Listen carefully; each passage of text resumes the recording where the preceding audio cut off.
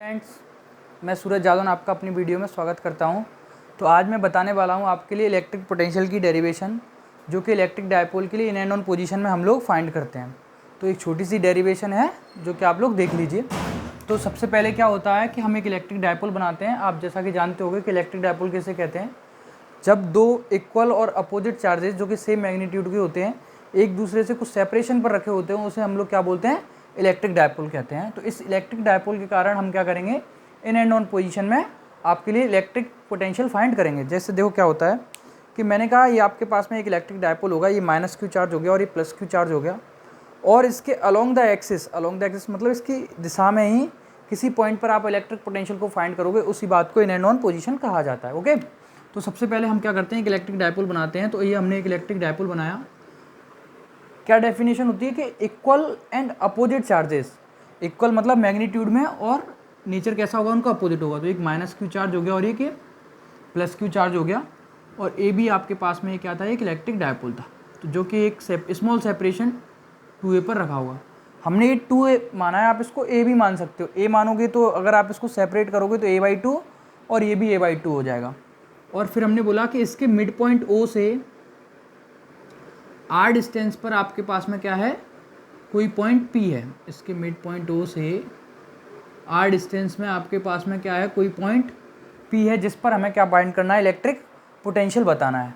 तो आप देखोगे कि हमने क्या पढ़ रखा था, एक फॉर्मूला जानते हो जो कि होता है V बराबर 1/4πε0 Q/R, जो कि 1 पॉइंट चार्ज के लिए इलेक्ट्रिक पोटेंशियल का फॉर्मूला होता है। तो ये R मतलब जिस पॉइंट पर आप पोटेंशियल फाइंड कर रहे हो जिस चार्ज के कारण, वो डिस्टेंस चाहिए होती है। चूँकि इस पूरे सिस्टम के कारण आप इलेक्ट्रिक पोटेंशियल फाइंड नहीं कर पाओगे, तो सबसे पहले आप इस चार्ज के लिए इलेक्ट्रिक पोटेंशियल फाइंड करोगे इस पर, और इस चार्ज के लिए इलेक्ट्रिक पोटेंशियल फाइंड करोगे, फिर दोनों को क्या करोगे, ऐड करोगे, तब जा करके इस पूरे इलेक्ट्रिक डायपोल के कारण आपके पास में रिजल्टेंट इलेक्ट्रिक पोटेंशियल निकलेगा। तो हमने ये वाली डिस्टेंस निकालनी है। तो इस वाली डिस्टेंस को मैं अगर आधी करता हूँ तो ये 2a का आधा a हो गया, और ये डिस्टेंस भी आपके पास में a हो गई। तो ये बची हुई डिस्टेंस क्या होगी, ये आपके पास में देखिए यहाँ से यहाँ तक की डिस्टेंस टोटल r है। अगर मैं इसमें से इसको हटा दूँ तो मेरे पास ये निकल करके आ जाएगी, जो कि क्या होगी, आपके पास में r - a हो जाएगी। वहीं दूसरी ओर इस पॉइंट से इस पॉइंट तक की आपके पास में डिस्टेंस चाहिए, तो इस पॉइंट से इस मिड पॉइंट तक की डिस्टेंस r है, और ये आपके पास में क्या है, a है। तो टोटल डिस्टेंस यहाँ से यहाँ तक की कितनी हो जाएगी, r + a हो जाएगी। ओके, तो अब आप इजीली इस डेरिवेशन को क्या कर पाओगे, देख पाओगे। देखिए, तो सबसे पहले आप क्या करोगे, इस प्लस क्यू चार्ज के लिए, इस प्लस क्यू चार्ज के कारण इस पॉइंट P पर क्या करोगे, इलेक्ट्रिक पोटेंशियल फाइंड करोगे।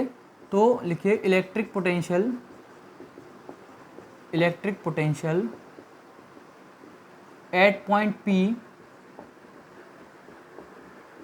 ड्यू टू किस चार्ज के कारण, due to plus Q charge of the dipole.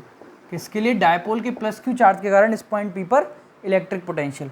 क्या फॉर्मूला होता है, V बराबर 1/4πε0 Q/R होता है। तो हम इसको V1 नाम दे देते हैं, और 1/4πε0 Q मतलब प्लस Q, और डिस्टेंस कितनी दी हुई है, डिस्टेंस दी हुई है आपके पास में BP।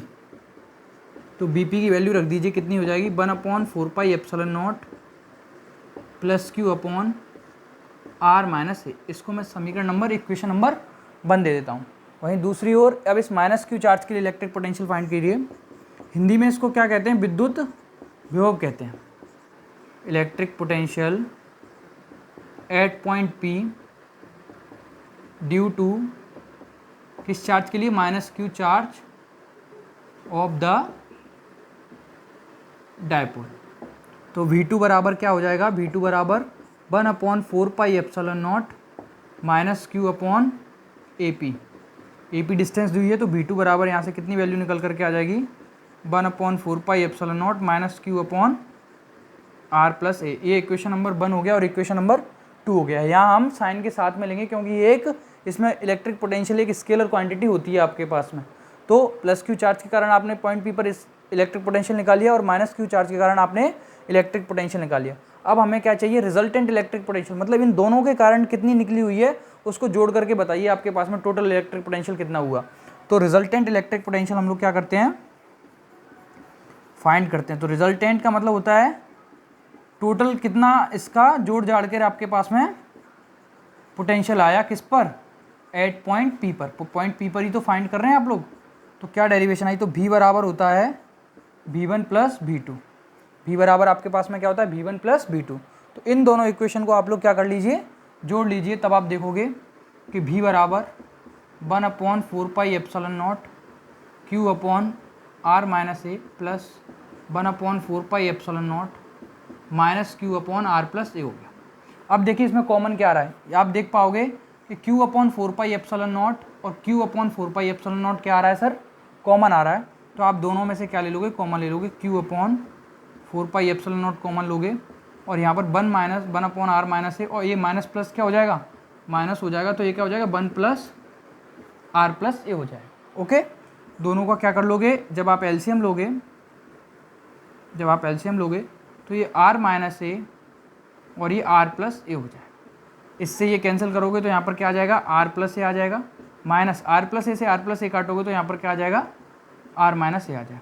क्यों ना मैं इस माइनस का मल्टीप्लाई इसके साथ में ही कर लूँ। तो इस माइनस का जब आप मल्टीप्लाई करोगे तो q upon 4πε0 r plus A, minus का मल्टीप्लाई करिए, minus r minus minus plus का a, और सारे बच्चे जानते होंगे कि a plus B, a minus B का फॉर्मूला क्या होता है, a plus B, a minus B का फॉर्मूला होता है आपके पास में a स्क्वायर माइनस का b स्क्वायर। तो मैं इसको क्या लिख सकता हूँ, r स्क्वायर माइनस का a स्क्वायर। इस r से ये r आपके पास में क्या हो जाएगा, कैंसिल हो जाएगा। तब आप देखोगे कि 1/4πε0 q into 2a upon r square minus a square हो गया। अब क्या होता है, किसी भी इलेक्ट्रिक डायपोल का अगर मैग्नीट्यूड फाइंड करना है आपको, तो हम वो किसकी सहायता से करते हैं, डायपोल मूवमेंट की सहायता से करते हैं। और डायपोल मूवमेंट का एक फॉर्मूला होता है जो कि क्या होता है, इसको हम लोग p से रिप्रेजेंट करते हैं। वो इन दोनों में से कोई भी एक चार्ज और उनके बीच की डिस्टेंस का प्रोडक्ट आपके पास में क्या कहलाता है, डायपोल मूवमेंट कहलाता है। तो आप जैसा देख रहे होगे यहाँ पर q इंटू 2a लिखा हुआ है, इस q इंटू 2a के प्लेस पर मैं क्या लिख सकता हूँ, 1/4πε0, डायपोल मूवमेंट को p से रिप्रेजेंट करते हैं। अब मैं कहता हूँ कि ये जो इलेक्ट्रिक डायपोल होगा वो आपके पास में फिक्स डिस्टेंस होगी, ये वाली तो 2a वाली तो, और अगर आप लोग बढ़ाओगे तो चार्ज की वैल्यूज ही तो बढ़ाओगे, जबकि a वाली जो डिस्टेंस है वो तो फिक्स रहेगी।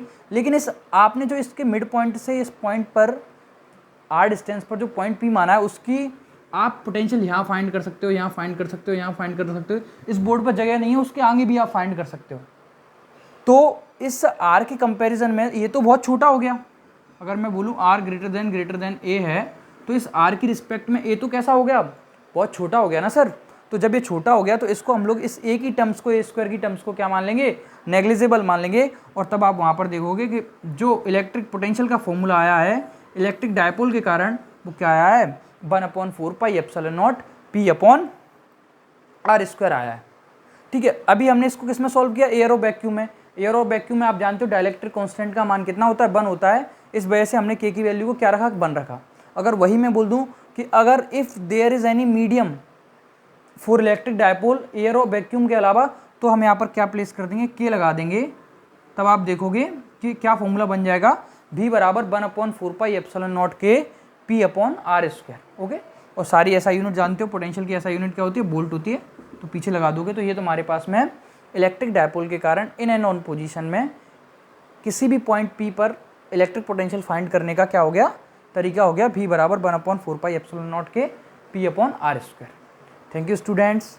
आज काफ़ी समय के बाद हमने वीडियो बनाई है, तो लग जाता है कुछ काम वाम, इस वजह से हम थोड़ा लेट हो जाते हैं। बस आप लोग इसको देख लेना अच्छे से, और आपको कोई भी डाउट हो, कुछ भी चीज़ें समझ में हो, कोई भी टॉपिक समझना हो, तो सेकंड चैप्टर से रिलेटेड, फर्स्ट चैप्टर से रिलेटेड, तो आप बता देना, हम डाल दिया करेंगे। Thank you students.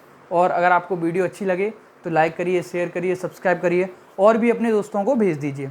और हम सबलगढ़ में पढ़ाते हैं, मोशन फिजिक्स क्लासेस के नाम से हमारी कोचिंग है, और जो कि हम सेंटर नंबर 4 में पढ़ाते हैं। Thank you students. अगर किसी को सबलगढ़ में और पढ़ना है हमसे, तो हमसे ज़रूर संपर्क करें। Thank you students.